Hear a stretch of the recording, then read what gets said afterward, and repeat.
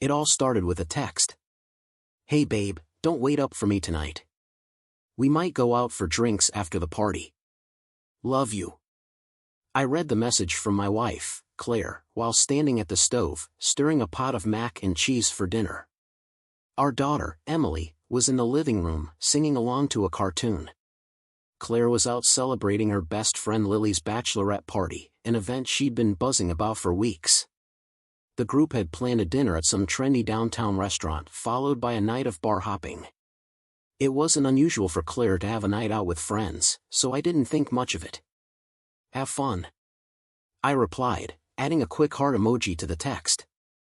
She didn't respond, but I figured she was already busy laughing and clinking glasses with the girls. The night passed uneventfully. I got Emily to bed, cleaned up the kitchen, and even managed to catch up on a few episodes of my favorite show. By midnight, Claire still wasn't home, but I wasn't worried. She'd mentioned it could be a late night, and she deserved to let loose with her friends. By 2 a.m., I started to get restless. It wasn't like Claire to stay out this late without at least checking in. I sent her a quick text, "You okay? Getting late. Just want to make sure you're safe." The message sat there, unread. I tried calling her, but it went straight to voicemail. My unease began to grow. I paced the living room, glancing at the clock every few minutes. By the time the sun started to rise, my worry had turned to anger. Where was she? And why wasn't she answering her phone? It was nearly 6 a.m. when I heard the sound of her keys jangling in the lock. The door creaked open, and Claire stumbled inside, her hair disheveled, her makeup smudged, and her shoes in her hand. "Hey," she slurred, her voice thick with exhaustion, or maybe something else. "Where the hell have you been?" I asked, trying to keep my voice steady but failing miserably.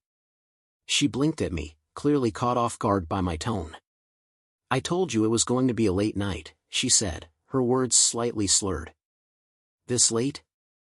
I shot back. "I've been calling and texting you for hours, Claire. Do you have any idea how worried I've been?" She sighed, dropping her purse onto the table. "My phone died," she mumbled. "We were just out having fun. It's not a big deal." "Not a big deal," I repeated, my frustration bubbling over. "You come home at sunrise, looking like this, and you don't think I deserve an explanation." "I'm tired, Jack," she said, brushing past me. "Can we talk about this later?" I stood there, stunned, as she disappeared into the bathroom and locked the door. Claire spent most of the next day nursing a hangover. She barely spoke to me, claiming she was too tired to talk. When I tried bringing up the night before, she waved me off, saying it was just silly girl stuff and nothing for me to worry about. But something about her behavior didn't sit right with me. Claire had gone out with her friends plenty of times before, but she'd never come home like that, distant, defensive, and unwilling to explain herself. Over the next few days, I noticed other changes in her. She seemed distracted, constantly checking her phone and quickly putting it away whenever I entered the room. She was quieter than usual, avoiding eye contact and brushing off my attempts to engage her in conversation. "Is everything okay?" I asked her one evening as we sat on the couch. She glanced up from her phone, startled. "Yeah. Why wouldn't it be? You just seem different lately," I said carefully. "I'm fine, Jack," she said, forcing a smile. "You're overthinking it." But I wasn't. The first rail crack appeared a week later. Claire had left her phone on the kitchen counter while she went to take a shower. It buzzed with a notification, and I glanced at the screen out of reflex. It was a text from someone named Mike. "Last night was incredible. Can't stop thinking about it." My heart stopped. I stared at the message, my mind racing. Who the hell was Mike? And what exactly had been incredible about last night? Before I could think twice, I picked up the phone and unlocked it. Claire had never been secretive about her password. It was Emily's birthday. I scrolled through her messages, my hands trembling. There were more texts from Mike. "You looked so amazing that night. When can we meet again?" I can't get you out of my head. The messages painted a picture I didn't want to see, but there it was, undeniable and staring me in the face. My wife had done something at that bachelorette party, something she hadn't told me about. The sound of the shower turning off snapped me out of my daze. I quickly put the phone back where I found it and tried to compose myself. My mind was spinning, my heart pounding in my chest. I needed answers. And I was going to get them. I couldn't get the texts out of my head. Last night was incredible. When can we meet again? Who was this guy, Mike, and what the hell had happened at that party? The Claire I knew would never put herself in a situation like this, or at least, that's what I thought. Now, every moment we'd shared felt tainted, like I'd been blind to something happening right in front of me. I decided to watch her more closely. I hated how paranoid I was feeling, but I couldn't shake the thought that she was hiding something. Over the next few days, Claire seemed even more distracted than before. She was constantly glued to her phone, and every time I walked into the room, she would either lock the screen or put it face down on the table. "Everything okay?" I asked one evening as we sat at the dinner table. "Yeah," she replied, not even looking up. "You've been on your phone a lot lately." She froze for a split second before forcing a laugh. "It's just Lily. She's freaking out over the wedding details." "Right," I said, pretending to believe her. The truth was, I'd already decided to dig deeper. If Claire wasn't going to tell me the truth, I'd find it myself. The opportunity came a few nights later. Claire had gone to bed early, claiming she was exhausted. Her phone was on the nightstand, charging. My heart raced as I carefully picked it up, praying she hadn't changed her password. She hadn't. I scrolled through her texts, starting with the thread from Mike. The messages went further back than I expected, and what I found made my stomach turn. "Can't wait to see you again. Last weekend was amazing. You drive me crazy. I haven't felt like this in years. Last weekend. The bachelorette party." There was a series of texts from that night, too. "Mike, I'm in the lobby." "Claire, be right there. Keep it discreet." I felt like I'd been punched in the gut. It wasn't just a one-time thing, it was planned. Deliberate. I read on, my hands trembling, until I couldn't take it anymore. I put the phone back exactly where I found it and went to the guest room. I didn't trust myself to lie next to her that night without saying something I'd regret.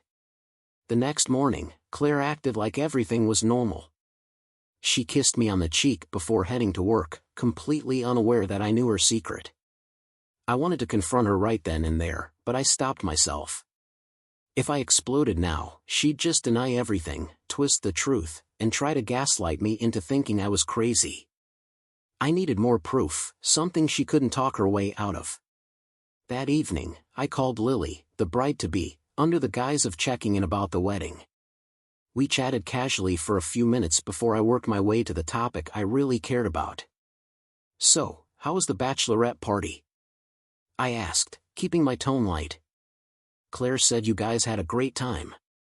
"It was fun," Lily said. "The dinner was amazing, and we hit a couple of bars after." I think Claire had more fun than anyone. "Oh yeah?" I asked, trying to sound amused. "What do you mean?" "She just really let loose," Lily said with a laugh. "At one point, she disappeared for like an hour, and when she came back, she was glowing. We teased her about it, but she just said she needed some air." My grip tightened on the phone. "Disappeared?"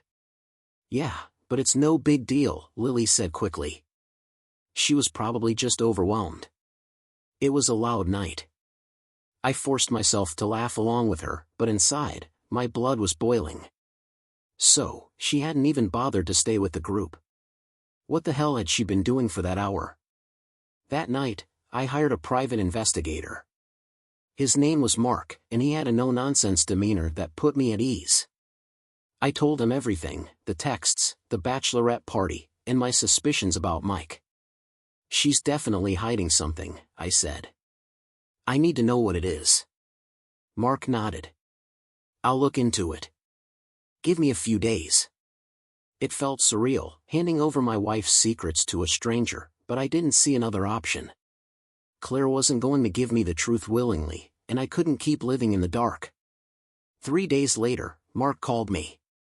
"I've got something," he said. "You're going to want to see this."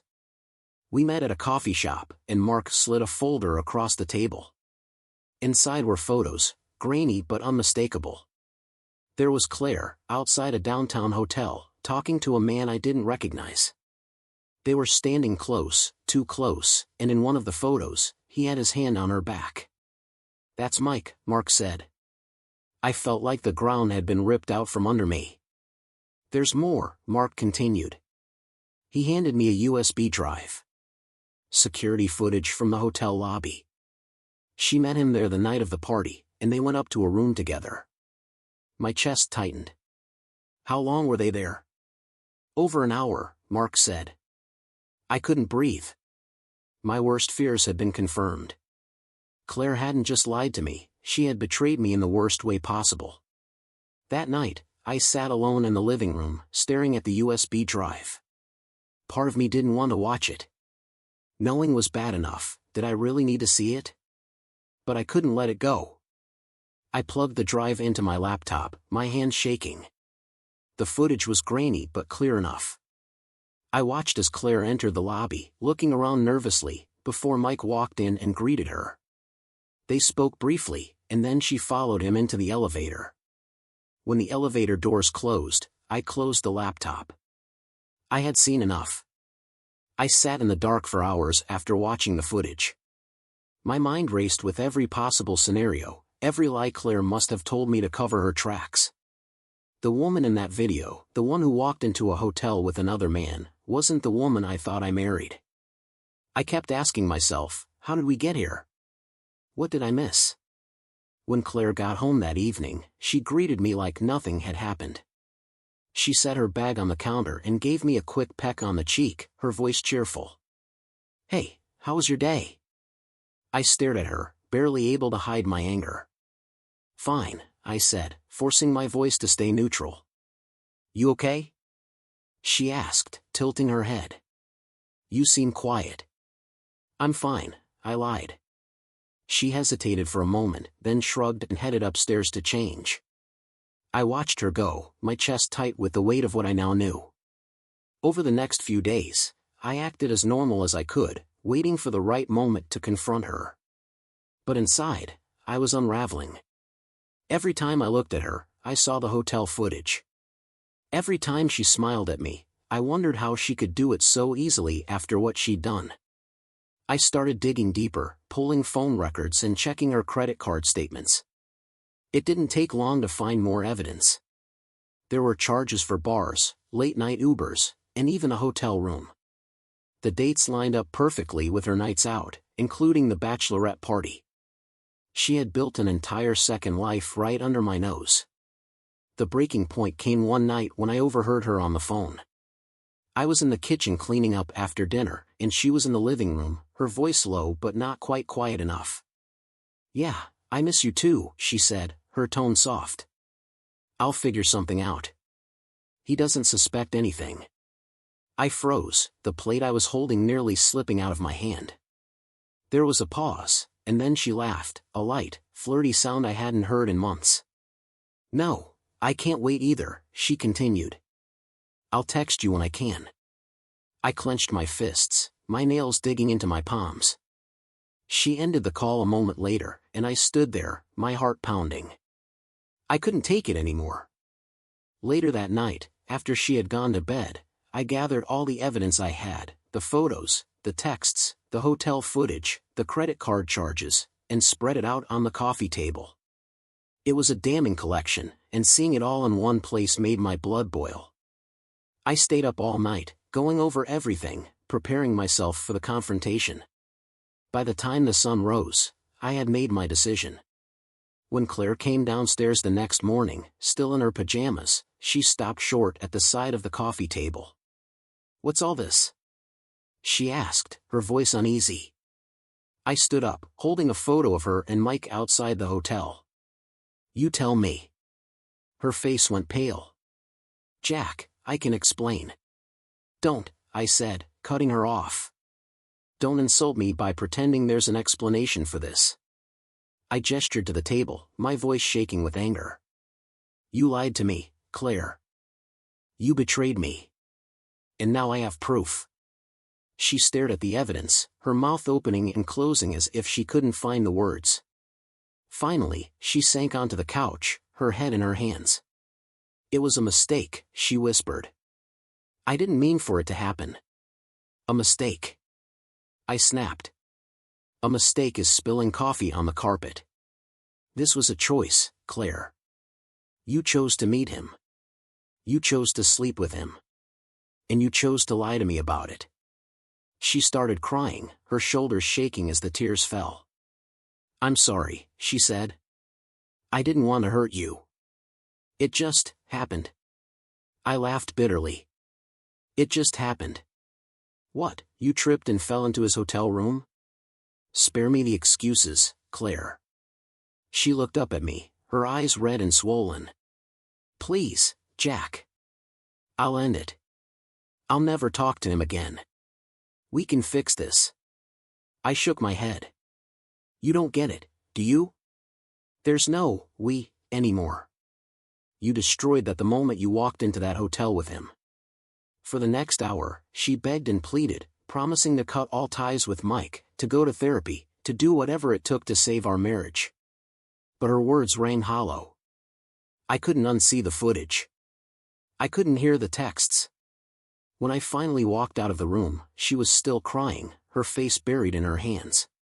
The next day, I met with a divorce lawyer.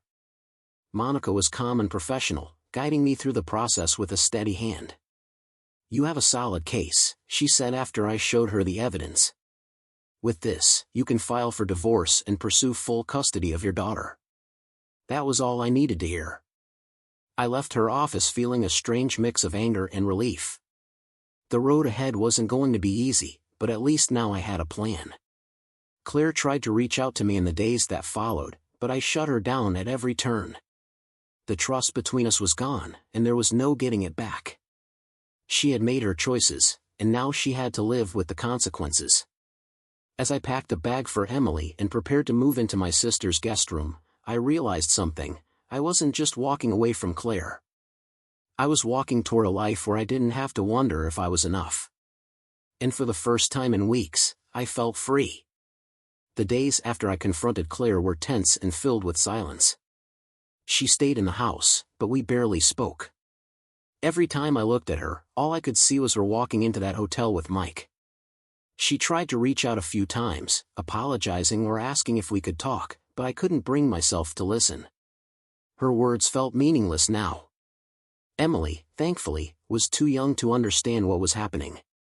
I did my best to keep her routine normal, pretending that everything was fine, but it was exhausting.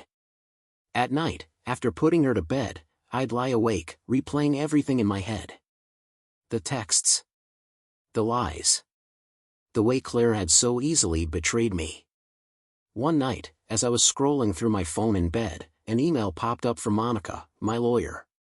It was the finalized draft of the divorce filing, complete with all the evidence attached. Just seeing the document made everything feel more real. This wasn't just a fight that would blow over, it was the end of my marriage. The next morning, I handed Claire the papers. She was sitting at the kitchen table, staring blankly into her coffee. When I placed the folder in front of her, she looked up at me, her eyes widening. "What's this?" she asked, her voice shaky. "It's over, Claire," I said firmly. "I've filed for divorce." Her face crumpled, and she let out a choked sob. "Jack, please. Don't do this. We can fix this." "There's nothing to fix," I said, my voice cold. "You made sure of that." She opened the folder and flipped through the pages, her hands trembling. "Full custody," she said, her voice rising. "You're trying to take Emily away from me." "I'm not trying to take her away," I said, my tone steady. "But I don't trust you anymore, Claire. I don't trust your judgment, and I don't think you're putting her first." She slammed the folder shut and stood up, her eyes blazing. I made a mistake, Jack. That doesn't mean I'm a bad mother. It wasn't just a mistake, I shot back. It was months of lies and deception. You put your selfishness above everything else, including our daughter. Her anger melted into tears, and she sank back into the chair. I love Emily, she whispered. I can't lose her. I clenched my fists, trying to hold back my own emotions. You should have thought about that before you decided to destroy our family. Over the next few weeks, things got messy. Claire refused to move out of the house, claiming she had nowhere else to go. I didn't want to uproot Emily, so I stayed in the guest room, avoiding Claire as much as possible. Every interaction between us was tense and filled with unspoken resentment. Meanwhile, I worked with Monica to gather everything we needed for the custody case. The evidence of Claire's affair was damning, but Monica warned me not to get too confident. Judges don't always see affairs as a reflection of parenting, she said. We need to focus on her behavior and how it impacts Emily. I started documenting everything: Claire's late nights, her distracted behavior, and her sudden outbursts of anger. She wasn't handling the situation well, and it showed. One evening, Emily asked me, "Why is Mommy so sad all the time?" I forced a smile and hugged her tightly. "Mommy's just having a tough time, sweetheart. But everything's going to be okay." Claire, desperate to salvage something, started making drastic changes. She deleted Mike's number, stopped going out entirely, and even offered to go to therapy. "I'll do whatever it takes, Jack," she said one night, tears streaming down her face. "Just give me another chance." But it was too late. I couldn't unsee what I'd seen. I couldn't unfeel the pain she'd caused. "You should focus on yourself, Claire," I said. "This marriage is over." Her pleas turned to anger after that. She accused me of being unforgiving, of throwing away years of love over one mistake. But every time she said those words, they only reminded me of how deep her betrayal had been. One evening, as I was putting Emily to bed, Claire walked into her room and sat on the edge of the bed. "Can Mommy talk to you for a minute, sweetheart?" she asked. Emily nodded, her eyes wide with curiosity. Claire looked at me, her expression pleading. "Can you give us a moment?" I hesitated, then stepped out of the room. I stood just outside the door, listening as Claire tried to explain. "Mommy made a mistake," she said softly. "But I love you so much, and I'm always going to be here for you." "Okay," Emily said, her voice small. "But why do you and Daddy fight so much now?" I closed my eyes, the weight of her words pressing down on me. This wasn't just about me or Claire anymore, it was about the life we were creating for our daughter. And no matter how much I wanted to shield her from the fallout, there was no way to avoid it entirely. The next day, Claire surprised me by saying she was moving in with her sister. "I need time to figure things out," she said, avoiding my gaze. "Maybe some space will be good for both of us." I didn't argue. The house felt lighter the moment she left, though I couldn't ignore the ache of finality. This was the beginning of the end, and while part of me was relieved, another part felt the sting of loss. I knew I was doing the right thing, but that didn't make it any easier. After Claire moved out, the house was quieter than it had ever been. At first, it felt like a relief, a break from the tension, the lies, and the constant weight of her betrayal. But as the days passed, the quiet became something else. Empty. Emily adjusted surprisingly well, though she asked about Claire often. "When is Mommy coming back?" she asked one night as I tucked her into bed. I hesitated, unsure how to answer. "Mommy loves you very much," I said carefully. "But for now, she's staying at Aunt Laura's house." Emily nodded, but her big, questioning eyes made it clear she didn't fully understand. And how could she? She was too young to grasp the complexities of betrayal and broken trust. My heart ached for her, but I knew I was doing what I had to do to protect her future. Claire's departure made the divorce process move more smoothly, but the custody battle was still a sticking point. Monica worked tirelessly, gathering evidence to prove that I was the more stable parent. Claire's affair wasn't just a personal betrayal, it demonstrated a lack of judgment that could affect Emily's well-being. Claire fought back, of course.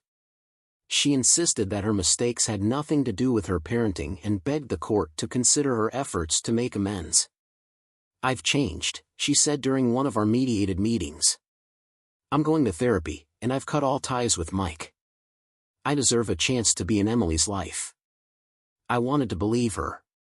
For Emily's sake, I wanted to believe that Claire could be the mother our daughter needed. But my trust in her was shattered, and every promise she made felt hollow. The custody hearing was one of the hardest days of my life. Sitting across from Claire, hearing our lawyers argue over who was the better parent, felt surreal. This wasn't the life I had envisioned when we got married. This wasn't the family I had hoped to build. When the judge ruled in my favor, granting me primary custody of Emily, I felt a mix of relief and guilt. Claire was devastated, her face crumpling as the decision was announced. I knew she loved Emily, and despite everything, I didn't want to take their bond away. But I also knew I was doing what was best for our daughter.